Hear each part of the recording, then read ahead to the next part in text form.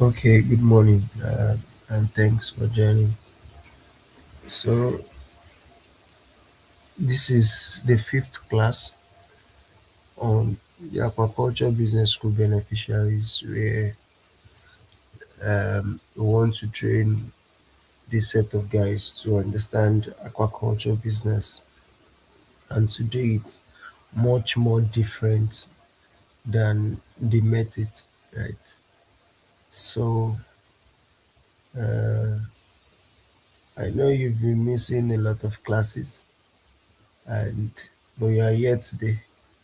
Might be a little bit interactive, then we can progress from there. Let me know if you are there. Let me know. Let me hear from you.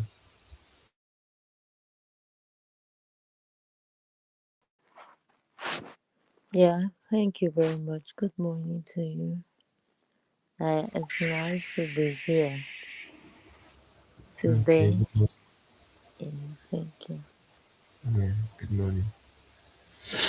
Okay, so from the last class, we've been started with the intro. We've talked about aquaculture as a system. We've checked the reasons why these farms fail. We've looked at the business life cycle, the arms of any aquaculture business. I believe all the past videos are there, the interactions. Then today we just be looking at choosing your entry strategy. So where and how to start, right? The issue that we've seen in aquaculture is a lot of people don't know where to start and how to start. And this has been one of the major uh, pathway to failures, right? Because they just maybe hear about, oh, there's opportunity in this part of the value chain. Are you supposed to start from there? That's the question. What's your strength? Have you even checked your own self? Is it what you can do? Do you have the capital in terms of operational capital, money, skill capital, experience capital? All of that is needed. So most people don't fail in aquaculture because they lack efforts. They might put in effort, but maybe they are channeling the efforts in the wrong direction. So they fail because they started in the wrong place, right? So the first decision that determines everything is before you even build a pond, before you get that smoking kiln, before you buy fish or spend any money at all, you must answer a particular question. Very important. Is that where exactly am I entering the aquaculture value chain? So if you ask where am I entering this value chain, the aquaculture value chain, where, that question is more of analysis question. It's more of analysis question because aquaculture is not one business, it's a network of businesses. It's a network of businesses. So if you enter through a tree, you have to be connected to ground people that will buy your product. You have to be connected to the feed companies. You have to be connected to association. You have to be connected to input suppliers. You have to be connected to equipment suppliers, and all of that you need to put in place. So let's look at the aquaculture value chain. What are the three main entry points? Three main entry points. The first one is the input business, which is the upstream, and we have the production business, which is the midstream, and output or market business, which is the downstream. So I want to ask, Aqua Technologies is in what part of the value chain?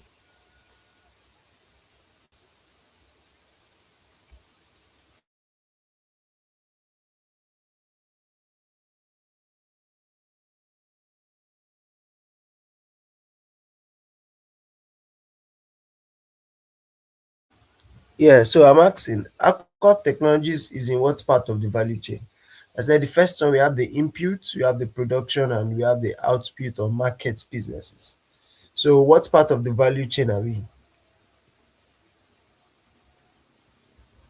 Are you there? Okay, are you asking me? Yes. Oh, right.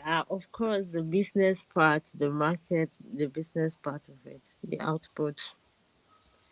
Okay. So yeah, that's clear enough that we are in the output or market stream of the business, which is the downstream. And that downstream, when we talk about output, in previous lecture we talked about primary output and secondary output. So in primary output, we are not there. We are not in harvestable fish biomass. We are not in sales and revenue. But in secondary output, we are there because data is the secondary output that feeds back into the system. So we created a system in which farmers can be able to keep their data. Uh, so we are in the secondary output of the output business, right, which is data. The market business where we are creating the marketplace where buyers can buy and sell their products. So I'm just going to be going deeper a bit into all of these streams of business or entry. So each one has different risk, different capital requirements, and different profit model. If you check now, nobody will come and subscribe to be buying fish or build a platform on the output of market where people can subscribe to use the product. So it's a two different ball game. So this entry focuses on, that's the input market stream now. The input business. It's focused on supplying the essential input that fish farmers need to operate. It includes activities such as hatchery production, fingerlings and juveniles, feed supply, equipment sales, and farm support services. So the strength of this model lies in the fact that farmers are farmers consistently need this input, which creates constant demand. You can't be in the input business where you are producing fry and you don't constantly need feed. You don't constantly need maybe uh, uh, what do we call it now, medications. So there are some things that you constantly need. Farm supports and equipment sales, you need them. So as a result, businesses in this space often experience faster cash flow. I believe you've noticed because in 1 month and 1 week, you can sell out and be liquid again. So lower production risk compared to farming itself and the ability to scale through networks, through strong network. So if you are in the archery production, you can scale faster, you can sell out faster, you can have cash flow faster, and the risk is low than when you are in the growth. A lot of people don't know. They thought archery is the more riskier part, maybe more technical part. It's technical, not riskier. If you are good technically, you have reduced the risk, and if you can sell out faster, you have reduced the risk, right? So, however, success depends heavily on building trust and maintaining consistent quality in product. So if you can build trust that you are good technically, you can manage the water quality, and your fish are not diseased fish, and you can keep the quality of the fish, right? The product, then that is how you can actually scale in a market, right, and sell. So it's also, especially in a competitive market, you have to be very good. You have to be very good. You have to ensure that what you are producing is standard, is disease free, is quality. So this part is best suited for individuals with technical knowledge, right? Those with limited access to land or entrepreneurs that are seeking quicker returns.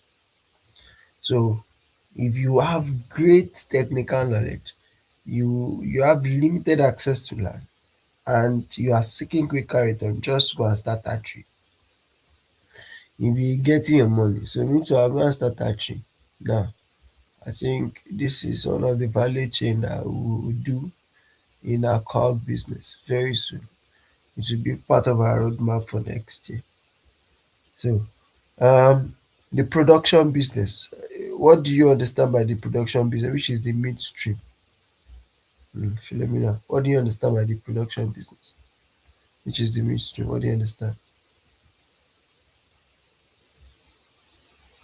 Basically, we are talking about it in aquaculture. Production really means they are talking about the hatchery.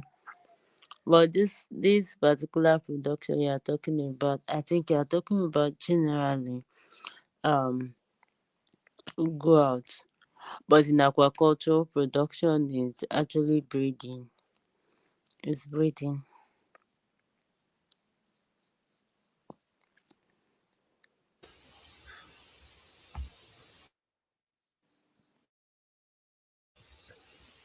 Okay, so for sake of classification, you say, I'm going into production.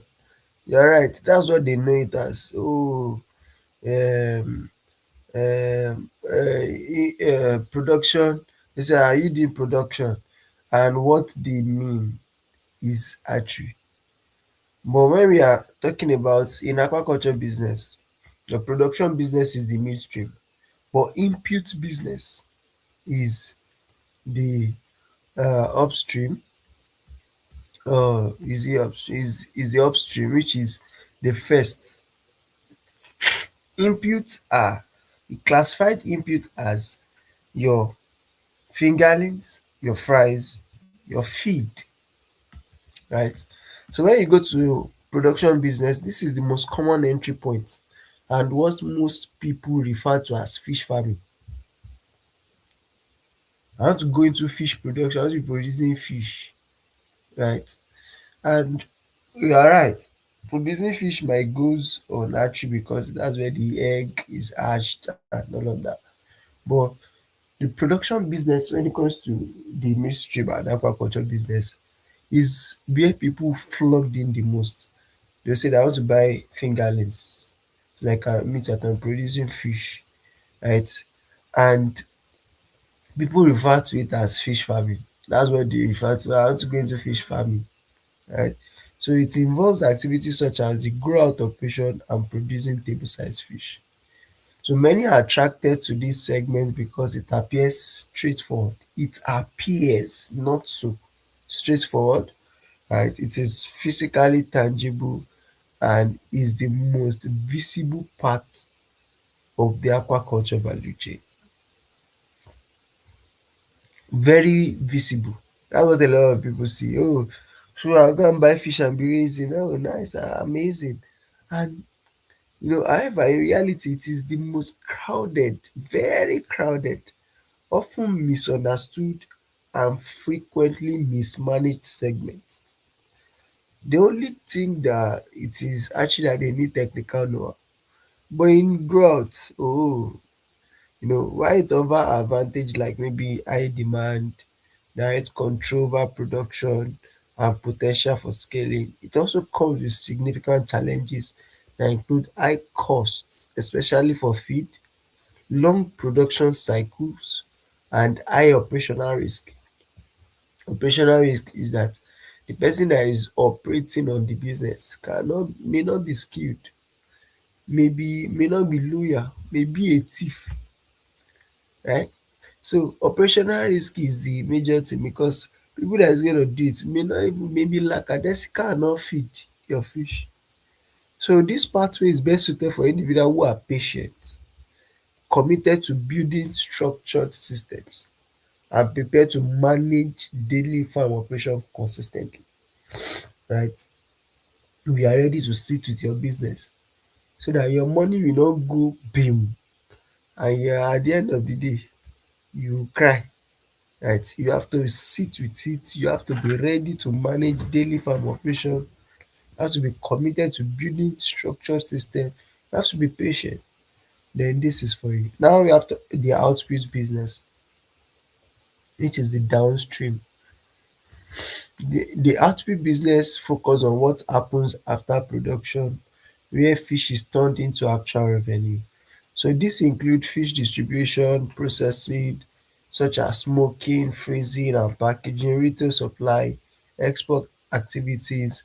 It is often underrated, yet it is where the real financial value is captured, right? If you want to add value to your money and increase your money, you have to be in the output stream. So many farmers struggle at this stage, which means those who effectively control market access often control what? The profit. Do you see that? Those who control market access, like the way we want to do creating a marketplace, often control the profit, right? The advantage includes strong cash flow, increased market power, and reduced biological risk compared to production. However, it requires managing logistics. So one of the issue that we are stuck with now is we are trying to get the logistic partner at Aqua Technologies. So when we are able to get that, we know that we can move. You have to be able to manage the logistics. Though we have an API that we are trying to integrate to be able to manage our logistics, but we are still looking for a logistic firm that we can partner with, right? Storage systems and strong market relationship. This entry point is ideal for individuals with access to market. Now, if you have access to market like we are building, we can come into the outreach business. Experienced traders and entrepreneurs who understand distribution and supply chain dynamics. Right. So, what are the biggest mistake people make? One of the most common mistake in agriculture is when you jump straight into production, particularly the growth, without even securing market access. We've discussed this. That one of the reason why farm fail is weak market strategy. So if not establish a financial structure, weak financial, no financial structure, or gaining proper technical understanding. So this often leads to a predictable outcome. The fish grow successfully, but the market is not ready. Price drops and losses occur, right? Because this person is not prepared. You are not prepared. The problem is not the production itself, but the lack of preparation around it, right? Maybe not today, but at some point we are going to discuss about some of the interviews we've had, right? About why business keep failing in the midstream business. So another one is what works when it comes to choosing your entry strategy.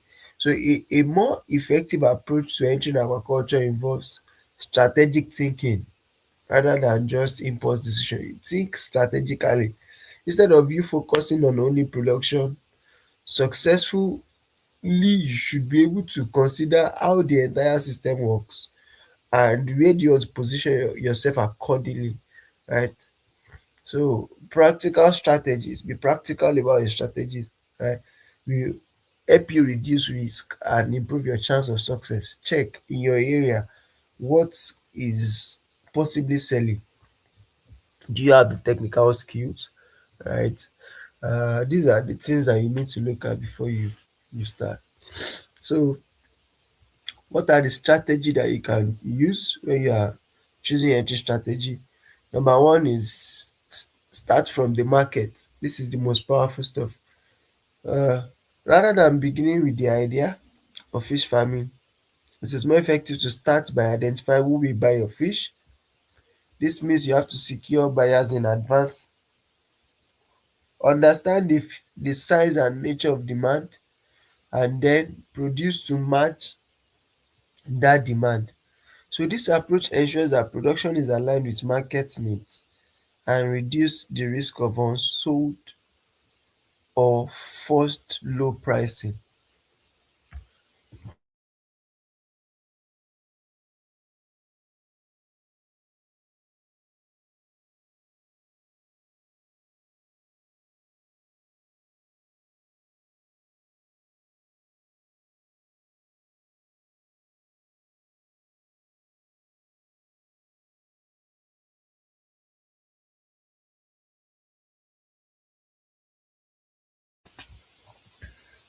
Okay, sorry. Um, I said the first one is start from the market, and I say this is the most powerful.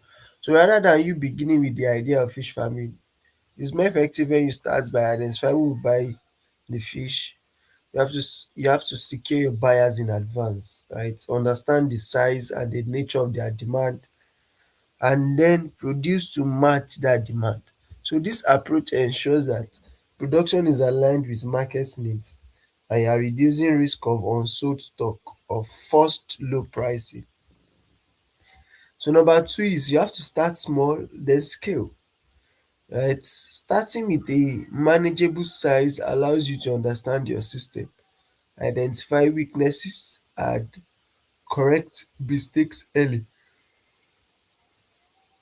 Right? So don't try with too much. Don't start with too much. You start little that you can manage and learn from there. So this help you to reduce your financial risk while building experience and confidence. So once the system is stable and predictable, scaling becomes more strategic and less risky. I was teaching this last week with the IT student now. Don't go and scale too fast. Don't go and start small. Learn from there. When you learn from there, you reduce financial risk and you build experience and confidence. So once all of this is stable, then you can now say, okay, let me also increase my production again, because you can only scale a system that is working and that is stable. Number three is combine two entry points. So another smart approach is combine different segments of the value chain, such as entry and growth, but it's going to be costly. It can be grow out and distribution. So this integration allows you to control supply, production, and market access simultaneously, and you can increase efficiency and reduce dependency on external factors. Like I said, you have to start small. Don't go and do what you cannot manage at once, right? So now you have to choose based on your reality, because success in aquaculture depends on aligning your entry point with your actual situation, right? Know how much capital you have, know how much input you can take in, know the market through, right? So knowledge also matters. Technical expertise align with archery or production, while business oriented behavior may thrive in distribution or processing. So time commitment is another factor. Are you the one that has a full time engagement on this business you want to go to, or you just have a part time engagement? So these are things that you need to look at. Choose based on your reality. What is your risk tolerance? Because it also play a role in the market activities generally. How much risk can you incur? How much risk can you take? Input businesses, at least in input business, there are moderate risk you can take. When it comes to production, is of high risk. So you must be ready to know that, oh, what's the risk of this part of the business, and am I ready to take them? So the truth about starting small is that while you are starting small, and which is often recommended, it is not enough on its own. You can start small and ensure that you are building structure, because if you start small and you are not putting structures in place, it can still fail, right? So the correct approach is to start small with a clear plan, a reliable record keeping system, and a defined market direction. Structure and not size is what determines success. So it's not about the size of your business, it's about the structure that you put in place. We've seen most beginners, they just avoid uh, jumping into small scale and just move directly into large scale. And a better pathway we discuss is understand the market first, right? Gain experience through your small scale production or small scale business. Then you now build strong relationship within the value chain and expand comfortably from there. So what are the mistakes that you need to avoid? Number one is because other are doing it, you too you want to copy the person. No, don't copy their model, copy what you understood. You are ignoring personal strength, don't ignore what you can personally do. Have you even understand the costs, or you are overestimating profit? They say that this business is going to generate me 3 times the profit, right? And you also jump into it because you heard the profit is there. So what about the the planning? What about your measurement strategy?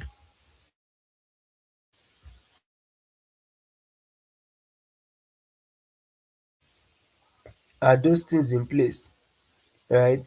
So these are things that often leads to failure, uh, and poor decisions when it comes to the business. So the most important mindset is moving from asking how do I start fish farming to asking where do I fit in the aquaculture businesses? Where do you want to play? If you are at our conference, you see most of the things that are echoing around the room is look at these people, begin to follow them and ask yourself where do you want to play in the value chain? Where do you fit in? They will not ask you how do you want to start. You have to first identify your own strengths. Where do I fit in this value chain?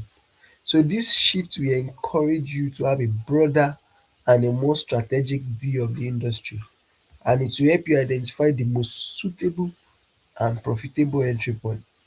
So aquaculture rewards clarity. If you choose the right entry points, your learning curve will reduce your risk, and your risk will also reduce, of course. So your profit will increase because you are the right and correct entry point according to your own self-analysis and where you know you have the skill and you can come in. So if you choose the wrong uh, entry point, you can struggle from the beginning even to the end.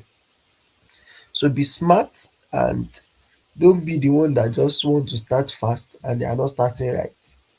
So the goal is in choosing your entry strategy is for you to be able to start right and not to start fast.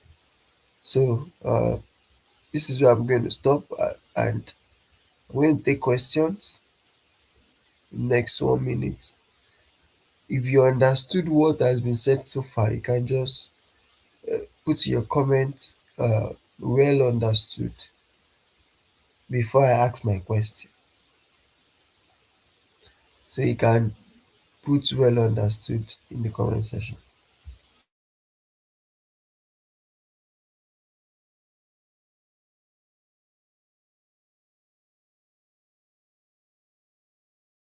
So while we are doing that,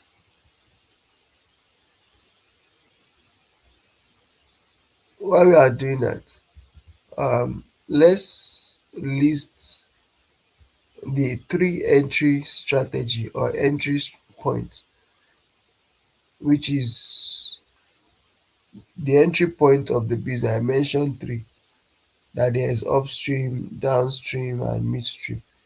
So let's mention the three stream of business that you can enter into. Okay, so I would like Philomena to give a recap and summary of what we've learned today for the sake of those that are on YouTube. Yeah.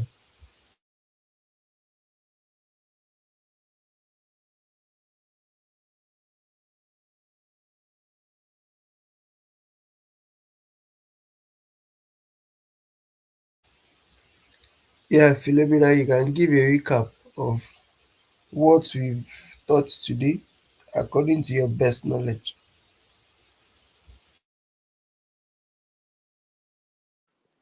All right, so good evening, everyone, once again. And I believe everyone Yeah, in understood the what I've morning. said Good earlier. morning. Yeah, so because it was a very beautiful class and everything was so understandable and practical. So we spoke about a lot. starting from the different channels. Like I say, we have the input, we have the midstream, we have the output, right? Where Aqua of Technology is actually the output part. We have the primary and the secondary. When you are talking about the primary, you are talking about the harvesting, then selling of your fish and all of that. But then the secondary part, that is the data part, and that is where Aqua Technologies comes in. So we have that. Then we spoke about when going into this business, you should do it the right way, right? So you have to do it the right way by not just jumping based on what you've heard so far. There are a lot of people do that a lot, and that is why their business fail. You know, it is not because they are just going into the business, not because they don't have the capital. They have the capital, but sometimes they don't have the technical know-how. Sometimes they don't know their market. So you have to know your market. You have to know the technical know-how. Know the market. Know that you are going to produce your fish, and at the end of the day, you don't have who to sell to. If you are in an area where you are surrounded uh, by all of these people that do like let's say hotels, restaurants, all of these people, they do pepper soup a lot. So you know that you should grow to table size, even more than table size. That's what they buy for pepper soup. But then if you're in a place where you know that your consumers, they prefer smoked fish, you can target meat lunch. So you have to know your market. You have to know where you're entry for. Then another thing, we spoke about different risk. We have many risks in this business actually. So aside financial risk, aside from financial risk, we have all other risks. There are some people that they don't know their strengths, but they just start anywhere. And some people, they just go into the business at large quantity without knowing the business first. That is why when our tutor was talking, he said that you should start small. When you start small, you use it to learn, gain experience. Then you build your relationship with every other value chain. Then you can expand with the knowledge that you have gained while doing it little. So and many, many, many more. Actually, I'm so sorry. I really cannot talk too much. Thank you. Okay, great. So thank you. You've already done better justice to it. So I'll just recap. We have three arms of the business, which you can enter from the input, and we said that the input has to do with the archery, where it deals with the feed supplier, the fingerling producers, equipment sales, and all of that. So those are inputs and upstream, right? Archery, where you can, it needs, and we say it requires technical knowledge, very strong technical knowledge. If you are here and you need quicker returns, you can go into the archery in 1 month plus. You can quickly be liquid with cash, right? So, and we said we have the midstream, which is the production business, where is much that one is much more popular. But the high risk there is operational risk. Your operational is the high risk because if you put someone there that is not loyal, that is not good technically, that is lazy, at the end of the day, you're gonna lose all your fish. So the the risk at this part has to do with operational risk. Financial risk is there, of course, but the highest is operational. You see many of the companies, they say, this person did this person did not manage my water where all my fish, I lost all my fish. This person is always human problem, because it's human that will have control. We've already talked about the control principle. Influence, managed influence. If you are not the one influencing what is happening in the pond and water, at the end of the day, you lose all the fish, right? So those are production business. It takes longer while. If you are patient, you can go into production every 3 months, every 6 months, you will see your money back. Just know that feed costs, you are going to face it. But if you can't control feed costs, you can control your management. Ensure you focus on that part. Then we have the output, which is the output of market business, where is what happens after production. And that's what we call your sales, open drying, uh, freezing your fish to sell. So this is where much of the financial value is added, and is for those that understand business so well, understand distribution chain, supply chain dynamics, you understand, you have access to market. So this is where market power is built, and that's the hospital businesses.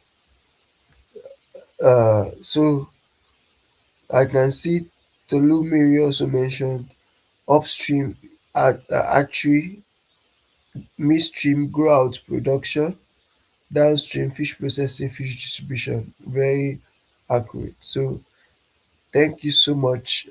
I think someone we should be able to understand the part that uh, we've mentioned, the upstream, the midstream, and the downstream businesses. So it's listed on the comment section. And yeah, so this is how to choose your entry strategy. Know what you can, where you can fit in. Don't do more than yourself. You have to start small. Choose the one that you are knowledgeable about, right? So from there you can now grow and scale. Um, yeah, so I think that will be where we are going to stop today. We still have our assignments, please. Let's start rolling them in. Let's start rolling them in. God bless you all and thank you for joining.